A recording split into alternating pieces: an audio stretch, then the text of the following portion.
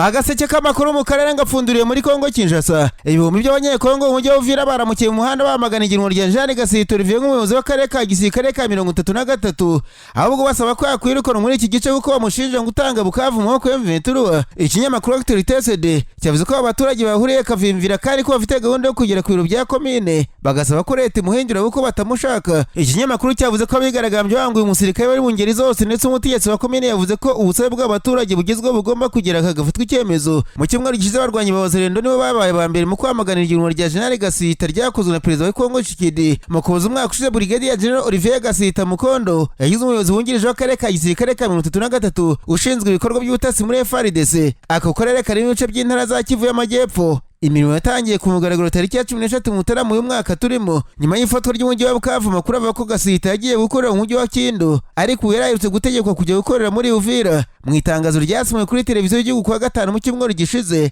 umuvugizi w'ingabo za Kongo General Sylvain Ekenge yavuze ko Agaseke yashyikiwe byuzuye n'igisirikare, ashyikiwe byuzuye n'abategetsi by'umwihariko abategetsi ba gisirikare. Ekenge yavuze ko abategetsi bazi neza ko Agaseke akunda igihugu kandi adahinyuka. Yongeraho ati ibaruka nk'uko inzego zari kuba zaramushyize ku ruhande nk'uko byagenze ku bandi uyu munsi bafunzwe. Kuwa gatanu umujyi wa Uvira habaye inama hagati y'abategetsi ba gisivile, aba gisirikare, abagize societe civile n'abakuriye imitwe y'abazarendo ngo bagerageze gushaka ubwumvikane. Mu mashusho yo muri iyo nama, General William Yakutumba umwe mu bakuriye umutwe witwaje intwaro uzwi cyane nka Mayimayi Yakutumba yumvikana ko badashaka Agaseke muri uwo mujyi, amushinja ubugambanyi mu ifatwa rya Bukavu. Amakuru avuga ko inama yo kuwa gatanu ntacyo yagezeho, ko bamwe mu bakuriye abazarendo bavuze ko niba Agaseke atavuye Bukavu umupaka n'icyambu cyo ku kiyaga cya Tanganyika bigomba gufungwa n'ibikorwa byose byo mu mujyi bigakomeza guhagarara. Bamwe mu banyekongo mu bwoko bw'abanyamurenge bahuza birimo kuba kuri Agaseke n'ivangura, ubwicanyi n'ubugizi bwa nabi bavuga ko bakorerwa muri iki gihugu, ndetse banagaragaza ko bigaragarira mu magambo bavugwa n'abakuriye abazarendo kuri Agaseke basanzwe bitaho muri ubu bwoko abanyarwanda.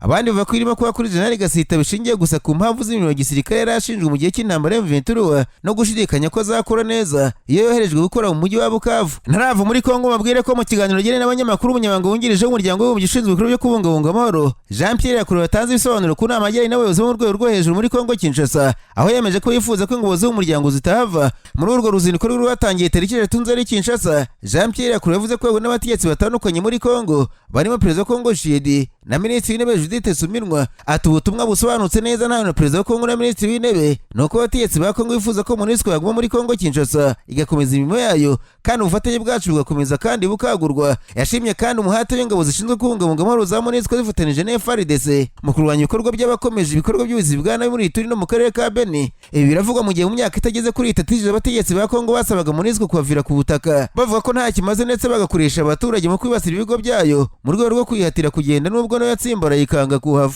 Hanyuma ariko kandi umutwe wa M23 ku cyumweru wigaruye imidugudu 8 muri teritwari ya Masisi nyuma y'imirwano y'usakiranyije n'uburyo ingabo za leta ya Kongo. Umuturage wavuga n'ikinyamakuru Actualité yavuze ko kuva ku mugoroba ku cyumweru rwanyi bagaragaraga muri Mafu, Bihoro, Showa na Bwambariro. Ubu yakomeje avuga ko abarwanyi ba M23 banagenzura imidugudu ya Busoro, Kinyere, Urora ndetse na Ngesha.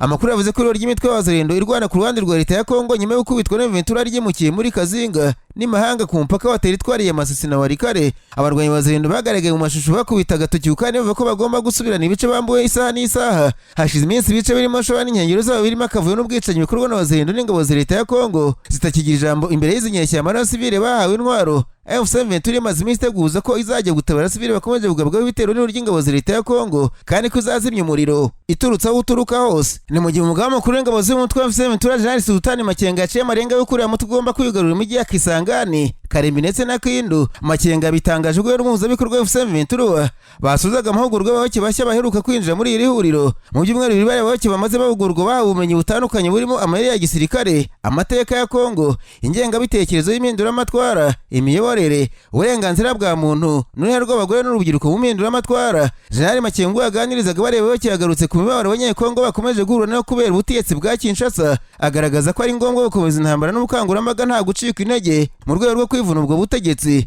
Ati turi hano mu rwego rwo kubohora igihugu cyacu, mu rwego rwo kubohora abaturage bose ba Kongo bateseze cyane igihugu cyacu kimaze igihe kirekire gisenyuka kubera imiyoborere mibi ya Kinshasa. Turi hano mu rwego rwo kukibohora no kurokora abanyekongo bose. Jean Makenga abwiye abayoboke ko Kongo yasenywe ari bikaba bikeneye kubohorwa. Yavuze ko F7 yahisemo gukoresha imbaraga gukora iyo nzira yonyine yari isigaranye yo kubohora igihugu. Atukurikije ibihe igihugu cyacu kirimo amagambo yonyine ntabwo ahagije ngo kibe cyabohorwa. Uyu generali wasabye abayoboke guhuza imbaraga na F7 yaciye amarenga yuko umutwe ufite gahunda yo kwigarurira imijyi ya Kisangani, Kindu na Kareme. Ati turishimye cyane nk'umuryango ariko tuzongera kwishima kurushaho. Amahugurwa nk'ayangani tuyakorera Kisangani mu ntara ya Chopo, Ikindu mu ntara ya Maniema, n'Kareme mu ntara ya Tanganyika. Jean Sultan Makenga abwiye abayoboke ko bari abatekereza ko M23 izahagarika urugamba igasubira inyuma, gusa ashimangira ko ibyo bitazigera bibaho.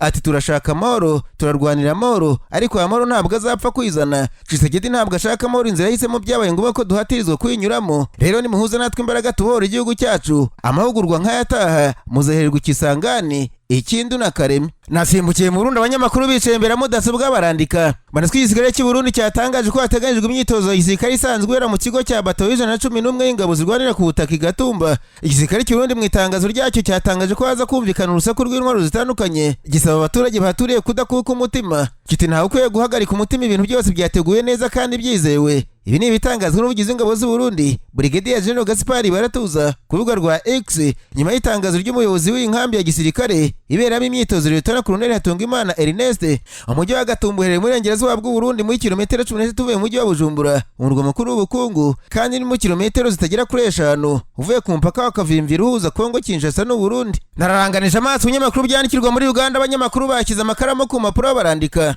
Banaswa amashyaka asanzwe akuze muri politiki ya Uganda, Democratic Party ndetse na Uganda People's Congress, ngo ari mu mayira abiri imbere gato y'amatora ya perezida umwaka utaha. Abasenguzi ba politiki ya Uganda bavuze ko amashyaka DP ndetse na UPC yakabaye hatana intebe mukuru w'igihugu, ariko ubu ngo yunze kuri NRM rya perezida Museveni. Ubabonwa nk'abafatanyabikorwa kuruta uko abantu babona nk'ashaka impinduka mu gihugu. Ubihurizo riri kuri aya mashyaka yavutse muri za 1960 no kugaragariza Rwanda ko akiri amashyaka ashaka ubutegetsi, kuko bamwe babona nk'akikiye intero iterwa na perezida Museveni n'ishyaka NRM, nubwo yakunze ivuga ko aya mashyaka cyane nka DP yarihozemo ritabaho adahari kandi rikigaragaza nk'arimurwanya. Abanya-Uganda bavuga ko aya mashyaka yamaze kujya mu kwaha kw'ishyaka riri ku butegetsi, kuko 2011 ngo yiyomoye ku yandi atavuga n'ubutegetsi, yanga gushyigikira politiki yari icyo gihe yo gushyigikira umukandida umwe. Perezida w'ishyaka DP Bwana Robert Mao aherutse kuvuga ko bamwe mu bahoze mu ishyaka ry'igishingo banze kumwemera nka perezida waryo, kugeza ubu ngo ntibaramwiyumvamo. Uyu mugabo akimara gusinya amasezerano y'imikoranire n'ishyaka NRM rya perezida Museveni yahawe umwanya wa minisitiri w'ubucamanza n'itegeko nshinga. Ibyo bashingira bavuga ko ishyaka ryamaze kujya mu kwaha k'ubutegetsi, ku buryo bizaba bikojeje isoni riramutse ritanze umukandida ku mwanya wa perezida mu matora umwaka utaha, kandi bizwi neza ko ari uguherekeza Museveni bazaba bahisha. Ibi abanya-Uganda basengura politiki yabo bavuga ko ari imwe mu bizagurira ishyaka kwemeza Rwanda ko ririho, kandi buri wese abona ko ari kadahumeka iri aho gusa.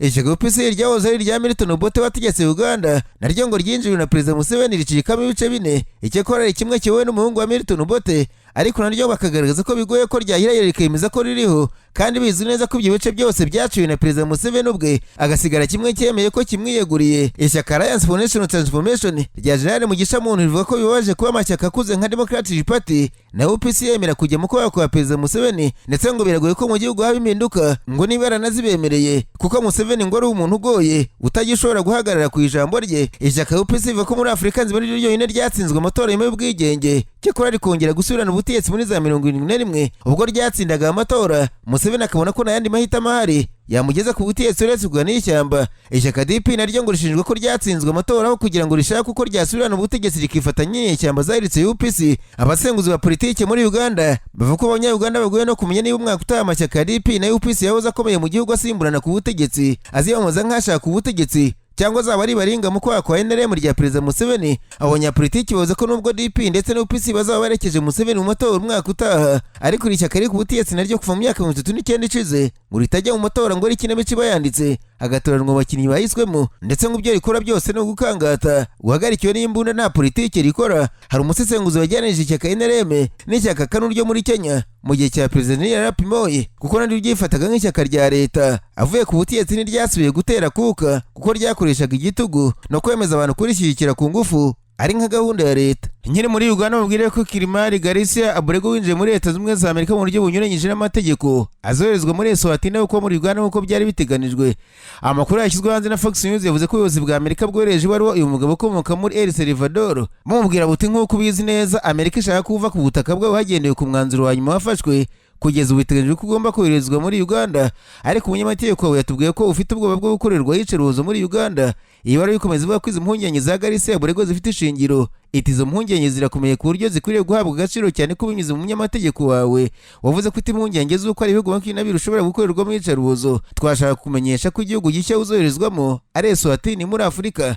Eswatini kimwe mu bihugu byo muri Afurika byemeye kwakira umukiriya binjiye muri Amerika mu buryo bunyuranyije n'amategeko. Bivuga ko yahawe miliyoni 500 z'amadolari kugira ngo yinjire muri iyi mikoranire. Garcia Burego amaze igihe ashaka ubuhungiro muri Amerika kuko ashinjwa n'ubuyobozi bwa El Salvador kuba ari umwe mu bagize umutwe w'abagizi ba nabi banacuruza ibiyobyabwenge uzwi nka MS-13. Kuva Nayib Bukele ajya ku butegetsi muri El Salvador yatangiye guhigisha uruhindo baragize imitwe nk'iyi bose, bamwe barafungwa abandi bahungira mu bihugu by'amahanga. Naho Simon Peter Ingurete usanzwe ari umupadiri ukomoka muri Uganda yagize umusenyeri wa diyoseze ya Homa Tibodu muri Leta Zunze Ubumwe za Amerika. Izi nshingano nshya Peter Ingurete yazihawe n'umushumba wa Kiliziya Gatolika ku isi Papa Leo wa 14 hari ku wa gatanu tariki 5 z'ukwezi kwa 9. Iyi diyoseze uyu musenyeri yahawe kuyobora iherereye muri Leta ya Louisiana. Ingurete wa Uganda wa mbere wahawe kuyobora diyoseze yo muri Leta Zunze Ubumwe za Amerika, ariko kandi wa kabiri wahawe kuyobora diyoseze y'umuhanga nyuma Joseph Mary Kizito wahawe kuyobora diyoseze yo muri Afurika y'Epfo. Simon Peter Ingurete yize mu iseminari yitiriwe Mutagatifu Petero mu gace ka Sorota, akomereza mu iseminari nkuru ya Katigondo. Nyuma amasomo yakomereza muri kaminuza ya Karere. Muri 2017 agiye kwiga mu iseminari nkuru ya diyoseze ya Homa Tibodox, akomereza muri Notre Dame iherereye muri New Orleans. Muri 2022 nibwo yahawe isakaramentu ry'ubusaseridoti. Agaseke k'amakuru mu karere ngafunikire muri Kenya. Abanyamakuru bakoze ba muri no barandika banditswe perezida w'ishyaka DCP rikiriri cya muri Kenya Bwana Rigathi Gachagua yakibuye icyegera cye Cleophas Malala uriho nenze kuri ry'abarwanya ubutegetsi bwa perezida William Ruto yagize mu kisa kituyoze kuri ishami rishinzwe ubucuruzi ku mvugizi waryo. Bwana Malala yavuze ko atumva ukuntu abarwanya ubutegetsi baha umwanya nk'uyu nguyu umusaza nka Kituye imyaka 68, nyamara igihugu cyuzuye urubyiruko gasanga nta mpinduka abo bantu bashaka ari itesha mutwe gusa. Ikinyamakuru Daily Nation cyavuze ko Rigathi Gachagua wahoze ari visi perezida wa Kenya kaza kwirukanwa yamwibukije umugani wa Kinyarwanda uvuga ko hatagira amakuru arumba ari indaro. Avuga ko abantu bakiri bato bakeneye abakuru bo kubaha inama n'ibitekerezo. Uyu munyapolitiki ushaka kuba perezida muri 27 ivuze ko abarwanya ubutegetsi bakeneye abantu bakiri bato nka ba Malala, ariko bakeneye ubunararibonye bw'abasaza nka Bakituye, kuko ko urubyiruko bidahagije ngo ushobore ibintu byose biba muri politike. Iriho ririmo abantu bose bahoze bakora mu butegetsi bwa Kenya, ariko bahagurukiye kurwanya perezida Ruto barimo nka Kalonzo Musyoka wabaye visi perezida, Marita Karua wabaye minisitiri w'ubucamanza, ababaye ba minisitiri w'ingabo, abaguverineri, abahoze ari ba senateri, na Gachagua ugifite akayihaye ka politike nk'uherutse kuba visi perezida muri Kenya. Abo bantu ariko kugeza ubu ntirabasha kwitoramo uzahagarariye ishyaka mu matora avuga ko azavana perezida Ruto ku butegetsi, kuko usanga buri wese yumva nk'ushoboye ukurikije imyanya yose bagiye bagira mu butegetsi bwabanje muri Kenya. Itangazamakuru rya Kenya rivuga ko Malala amaze gukeburwa na perezida w'ishyaka DCP Bwana Gachagua yisubiyeho akavuga ko mvuga ko abajenizi aribo bantu ba nyabo, ariko mu kisa Kituye nawe asanze afite ubunararibonye koko bwatuma abarwanya Ruto bashobora kumubirindura neza. Abasesengura politiki ya Kenya bagaragaza ko kuzana mu kisa Kituye muri iri huriro bisa no kuba azabashinzwe gushyira ku murongo Gachagua, kuko akunze kurangwa n'imvugo zikuru runturuntu muri politiki ya Kenya, cyane ko yakunze gushinjwa amacakubiri. Abarebera hafi ibera muri Kenya bavuga ko iruro ry'abatemera Ruto bashaka ko zategeka manda imwe, bavuga ko rizagurwa no guha urubyiruko umurongo, ndetse bamwe bavuga ko no kubona uwo bemeranyweho bizagorana, kuko hari abasanzwe bazwiho kuba abambari b'ubutegetsi bwa kera cyane. Kuba politiki ya Kenya abantu bose bari gushingira ku rubyiruko byanatumye visi perezida wa Kenya Bwana Kindiki Kithure abasaba bari mu nshingano kuva mu bya kera bakagendera ku ntambwe y'urubyiruko, ndetse ategeka ko kwirirwa abantu banigirije amakote na za karavate bitakigezweho bagomba kwivamo bakambara nk'abajene. Ikinyenzi ari ugutanga umusaruro.